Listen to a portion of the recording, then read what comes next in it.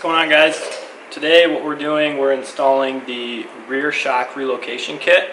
And the reason that we're doing that is anytime you lower the vehicle, or this truck specifically, the way the shock is, really want it to be at about a 10 to 15 degree angle. But what happens is as you lower it, it flattens out. I believe, I didn't measure it, but it looked around 30-35 degrees, something along those lines, which doesn't work very well. So the kit comes with the upper and lower bracket and some new hardware. Pretty straightforward process. So I'm going to talk you through that and show you how I did it. So the first thing you're going to do, obviously, is jack up the truck. You're going to get your jack stands underneath it, ideally under the frame. Less desirable, but you could do it under the control arms, the rear control arms. You don't want to put the jack stands under the axle, because when you're actually going to be loosening the U-bolt nuts, and that will actually drop the control arm off of that and could have alignment problems. So put it under the frame ideally, or after that you're going to take the wheels off. Next thing after that, you're going to just take the shocks out.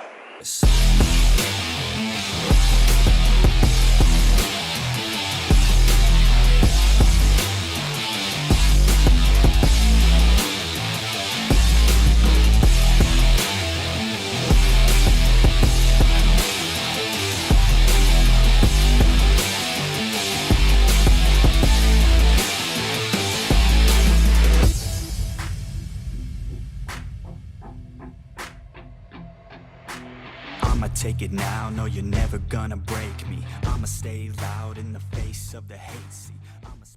After you get the shocks out of the way, you're gonna either cut or drill out the two rivets that hold the upper shock mount to the frame. Ideally, this is way easier done if you're doing a long to short bed conversion and you have the bed off. It's much more easy to access from the top, so that would be a good time to do it. Otherwise, if that's not the case, what you're going to end up doing is either cutting that out. What I did is I cut them with a cutoff wheel, put an X in them. I couldn't get to my air hammer, I didn't have it here. Usually that's the easiest way, just punch it out through there after you put the X in it, but I ended up drilling out the rest of the rivet, which is fine once you cut it. It doesn't take very long to do.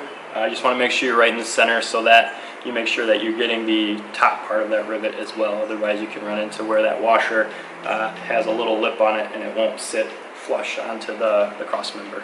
After you get that out of there, you just want to clean up the area, clean up the cross member, and get I recommend a rust converting primer, and then VHT chassis paint, which I used exclusively on the frame of this truck when I was doing it. For me, I let all that dry overnight. You don't have to do that. You can continue on and keep moving and then do this, but I let it dry overnight. The next process, the next step, is to remove the two nuts on the U-bolts underneath the control arm. Those are 1 1/16, so you need a pretty big socket set for that. The passenger side came off with some rust penetrant and just a breaker bar. The driver's side, not the case. Had to put the impact on and let it just sit there running, and eventually it broke free with the rust release penetrant. In terms of rust release penetrant, I, from now on, will always be using liquid wrench. I'd used the WD-40 Specialist in the past, but if you check out the YouTube channel Project Farm, he tested all of the rust penetrants, and liquid wrench came out on top in terms of how well it penetrated the rust as well as value. So it's $6 a can. It's really affordable, and it's a cheap, easy way to do that.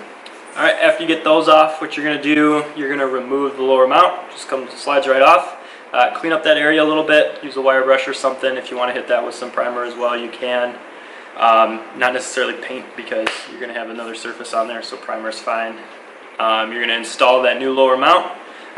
If you look at the stock one versus the new one, you'll notice that the mounting hole is kind of in the middle on the stock one, and it moves it way forward towards the front of the truck, which is going to help us get that verticality that we want on the shock. Once you get that on, you're going to tighten the nuts, and you're going to torque those down to 145 foot-pounds. After that, what you're going to do is you're going to install the upper shock mount. And I did that finger tight first, just so I could still have some play to get that aligned. You just want that in the same plane as that lower one so that your shock isn't torqued, just so the forces are transmitted through the bolts the way that we would want it to happen. You're just going to get that tightened down, and those bolts are 9/16. There's hardware included in the kit that's the smaller of the couple of the bolts that are in there. Once you get those in and you get those tightened down, you're going to torque those to 75 foot-pounds. After that, what you're going to do is you're going to install your shock. You're using the hardware that's included with the kit as well. It's all grade 8. Washer, it's got a lock nut, or a lock washer, excuse me, on there. And then the nut, those are 3/4 inch. Don't necessarily need to be torqued down to any specific spec.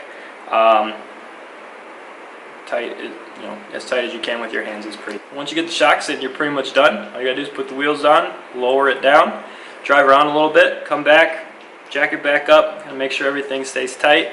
Probably not a bad idea to do that a couple different times. You know, do it right after you finish, and then also, you know, give it a couple days and maybe do that again once you put some miles on it.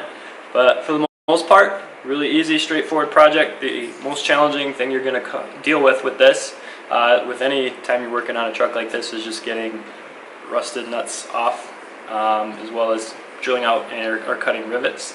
That's definitely the hardest, most consuming time, but it's really not that hard. You just get to it. Make sure you got some good drill bits if you're doing drilling. Knock it out. Clean up the areas, get some paint on it, and it'll last for a long time. So that's all I got for you today. If you're interested in more projects regarding these trucks, I've got a whole host of projects to be finishing up with this. We're going to pretty much overhaul the front suspension.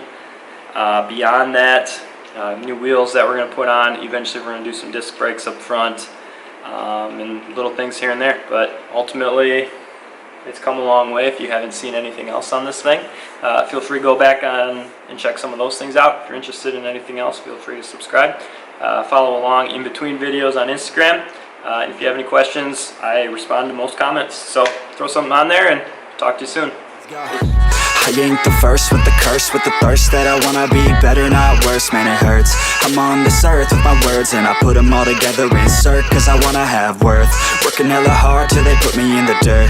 Gonna go far, man, listen to my